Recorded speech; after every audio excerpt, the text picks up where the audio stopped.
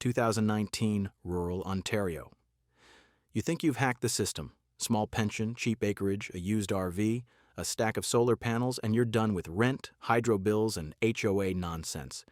You're picturing firewood, garden beds, nobody telling you what color your door can be. Then the envelope shows up. Notice of non-compliance, Ontario Building Code O. Reginine 303-212. No structure may be occupied without permits and compliance with Division B, including energy efficiency and sewage systems. You thought off-grid meant invisible. Turns out it means every part of your life now falls under a code book written for subdivisions. You imagine just ignoring it until the township email reminds you they can refuse a certificate of occupancy and order removal of non-conforming structures. Same land, same sky.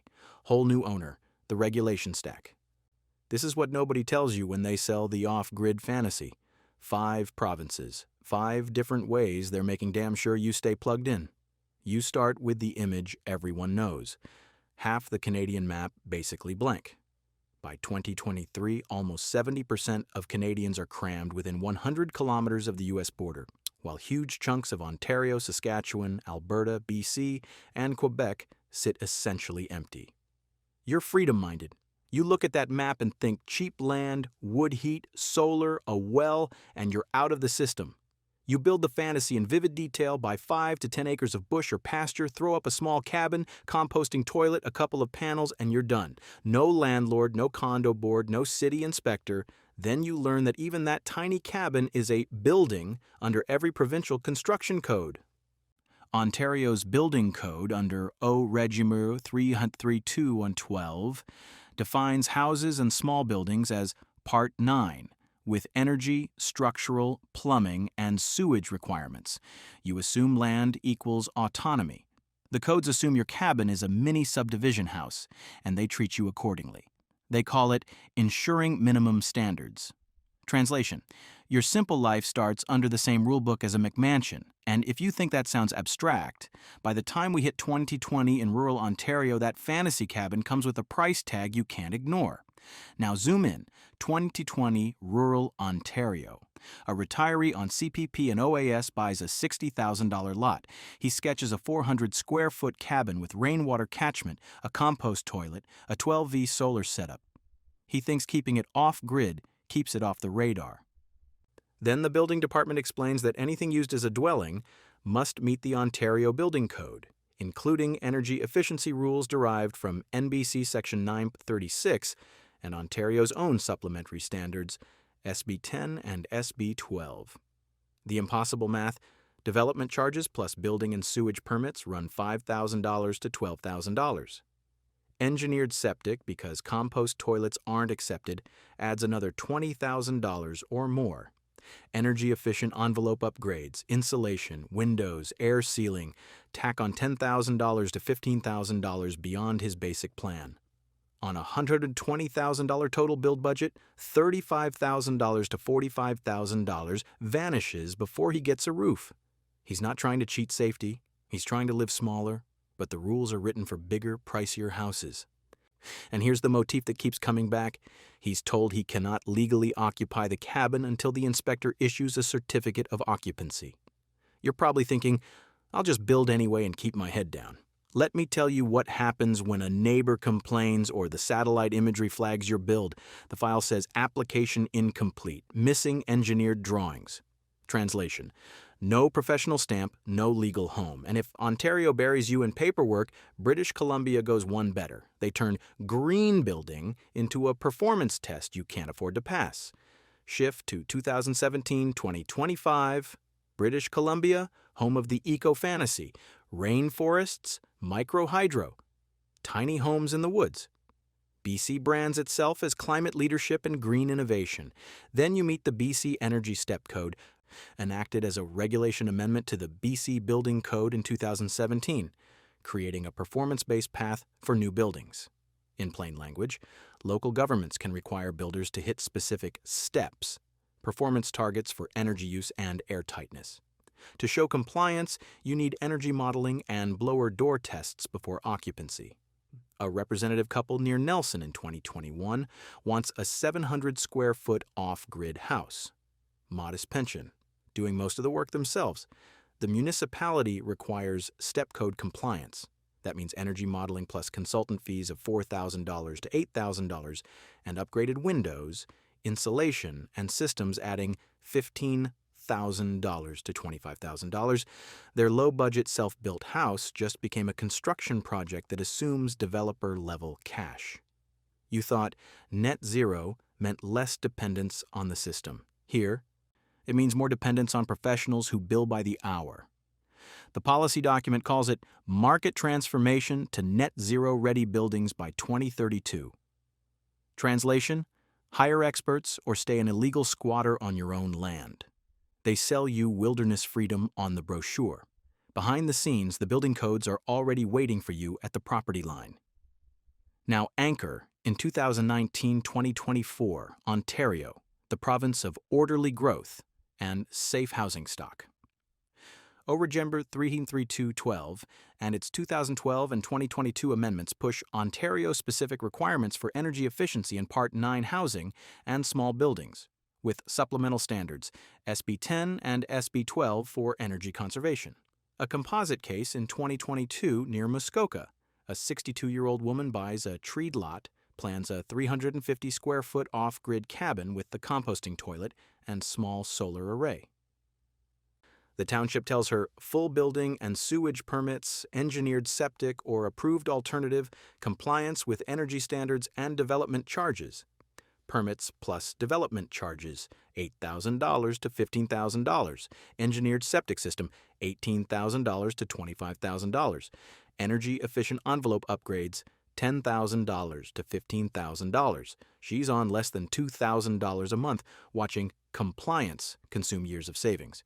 You thought living small meant you'd need less money. Ontario's code politely informs you that you need a subdivision budget for a cabin. The ministry calls it resource conservation and barrier-free access. Translation: if you can't afford new-build urban standards, you don't get a legal roof at all. And if Ontario hits you with efficiency, Alberta hits you even earlier the second you touch a hammer. Move to 2021-2024 Alberta, the supposed conservative heartland of rugged individualism. The Safety Codes Act and the Alberta permit system work like this. The Safety Codes Council explains that homeowners must obtain permits before beginning work on structures and systems covered under the Act. Building without them triggers penalties and costly enforcement. Representative case, 2021, a county near Grande Prairie. A retired welder builds a 24 by 24 off-grid cabin on his quarter section. No permits, safe wiring, he did himself. A neighbor complains or a drive-by official spots the build. He's hit with an order: obtain retroactive building and electrical permits, pay for certified inspections, remediate anything not meeting code, or face fines and possible removal. Retroactive structural review, $3,000 to $5,000. Electrical inspection plus corrections, $2,000 to $4,000. Permit fees and travel charges for rural inspections, $1,500 to $3,000. He spends weeks waiting for every inspection, each phone call feeling like a threat to his home. You're probably thinking, I'll just build quietly, it's Alberta, they don't care. The Act doesn't care that you're careful. It cares that you didn't pay to be supervised. The brochure calls it supporting safe communities through permits and inspections. Translation: no permit, no peace. No matter how far out you go. While Alberta punishes you for starting without permission, British Columbia punishes you for not reaching performance numbers written in an office tower. Return to 2017-2025, British Columbia doubling down on the green energy theater narrative. BC's own language, step code, sets performance requirements for energy efficiency in new buildings, requiring builders to prove that the building meets defined metrics via modeling and airtightness tests. A representative 2023 case near Revelstoke. A couple wants a 600 square foot off-grid cabin as their retirement home. Local bylaw requires Part 9 houses to meet Step 3. To get a certificate of occupancy, they must hire an energy modeler, build to specified air tightness, and pay for a blower door test before moving in. Energy modeling plus tests, $4,000 to $7,000. Additional construction premium for meeting step 3 or 4, 5 to 10% of build cost, say $10,000 to $20,000 on a modest build. They're not against insulation. They're against a standard that assumes they're a developer, not a couple trying to live small. You were sold zero emissions. What you got is zero tolerance for being poor and independent. The line they use is performance-based flexibility. Translation, you're free to choose any design you want as long as it hits their numbers with their consultants. And if BC wraps you in energy metrics, Saskatchewan just quietly imports the national codes and lets the math crush you anyway. Step into 2024, Saskatchewan, marketed as wide-open farmland and cheap prairie acres. Then the fine print. Saskatchewan adopted the 2020 National Building Code and National Energy Code for buildings effective January 1, 2024 under the Construction Codes Act. NBC 2020, Section 9.36 and NECB 2020. Now define new energy requirements for houses and small buildings, with tiered performance paths and required compliance evidence. Representative Case 2024. Outside Moose Jaw, a couple on a small pension applies to build a 650-square-foot off-grid home. The municipality says their application must demonstrate compliance with NBC 2020, Section 936, or NECB 2020, meaning detailed energy calculations or modeling plus inspections. The builder they hope to hire refuses small, complex custom jobs under these rules. Only larger firms will touch it for a premium. Consultant for energy compliance, $2,000 to $5,000. Hire spec materials and systems to meet the tier, $10,000 to $15,000. Extra months of delay waiting for approvals under the new regime. You saw cheap land and thought, I'll throw up something simple. The code now sees every shed-turned home as an energy project. The government calls it aligning with national standards. Translation, copy-paste Ottawa's rules onto your 600-square-foot cabin and hope you can still afford it. And if you think this is just about energy, Quebec shows you how language and paperwork can be weapons too. Now it's 2021-2025, Quebec, land of culture, language protection, and a very thick construction code. The Régie du Bâtiment du Québec explains that the construction code, adopted under the Building Act, governs buildings and equipment for public use, with energy efficiency requirements in Chapter 1.1, and related documents that adapt the National Energy Code to Quebec. An Anglophone retiree in 2022 buys a cheap rural lot in the eastern townships. He wants an off-grid, modest house. The municipality hands him forms, references to the construction code and energy chapter, almost all in French. He struggles to interpret requirements, hires a consultant just to translate and navigate the paperwork. Translation and consulting only to understand the rules, $1,500 to $3,000, permits and fees under the construction code framework, $8,000 to $15,000. Extra cost to meet provincial energy requirements, $10,000 to $20,000. He's not anti-French. He's anti-being priced out of a simple life by a rule book he can't even read without paying someone. You thought the barrier would be winter. Turns out it's a stack of forms and a phone tree menu in a language you barely speak. The official language is quality of construction and efficiency. Translation: if you're not fluent in the bureaucracy and flush with cash, your off-grid plan dies in the clerk's inbox. Green, conservative, nationalist, different brands, same result. Owning land is easy. Living on it legally and simply is the part they've made almost impossible. A representative woman in 2022, Interior BC.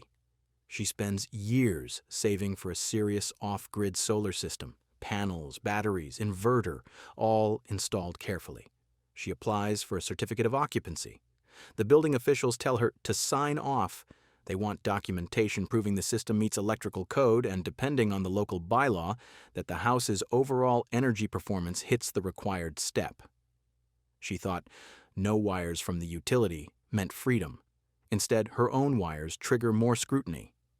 Engineer or certified designer to stamp the solar plan, $1,500 to $3,000. Extra upgrades, grounding, disconnects, labeling, maybe redoing some work, $2,000 to $5,000. Repeat inspection fees and scheduling delays spanning months. She stares at an email saying, occupancy cannot be granted until, and realizes her safe, functioning system doesn't matter. What matters is paperwork. You're probably thinking, if it's safe, why isn't that enough? Because the system isn't designed to trust individuals. It's designed to trust invoices from approved professionals. The inspector says, we just need to be sure it meets the standard. Translation, we just need you to pay one more gatekeeper, and if that feels bad, wait until you see what happens when a whole cabin gets erased because it never existed on the right form. Anchor this in 2025 British Columbia, echoing real stories like the ordered dismantling of an off-grid home in the Aleza Lake area after it was built without permits. A family buys rural land, builds an off-grid home quietly, believing distance equals freedom. The regional district discovers the unpermitted structure. Officials enforce bylaws linked to the BC Building Code and Step Code. No permits, no inspections, no compliance proof equals an order to remediate or demolish. Materials and labor sunk into the house, $180,000 to $250,000. Legal advice and appeals, $5,000 to $20,000. Demolition or costly retrofit to meet all codes, another five-figure hit. They didn't lose a project. They lost years of savings, time, and their belief that remote land means real control. You're probably thinking you'd fight in court. Maybe you would. But can you fund lawyers and rebuild to full code if you lose? The notice says, remove non-compliant structure. Translation, the home you built with your own hands never legally existed until we decided to destroy it. And if you think at least they can't force you to use their water, the next guy's story will hurt. Pull from patterns in 2020-2023 Ontario and Alberta. Municipalities requiring connection to municipal water and sewer when available, even if a well and septic would work. Representative case, 2021, a small town in Ontario. A retiree downsizes, buys a service lot on the edge of town. He plans a small ultra-low-use cabin with well water and composting toilet to keep costs down. The local bylaw. If municipal water and sewer are available at your frontage, you must connect for occupancy. Similar patterns exist in Alberta subdivisions under permit regulations and municipal bylaws emphasizing safe, reliable services. Development charges plus water and sewer hookup. $25,000 to $50,000 in many communities. Monthly utility bills, $80 to $150 forever. He sits at the kitchen table, realizing the very infrastructure he tried to escape is now legally welded to his retirement. You thought, I'll live small, I won't be a burden. They thought, that's one less bill payer. We can't have that. The policy says, ensuring access to safe, reliable services.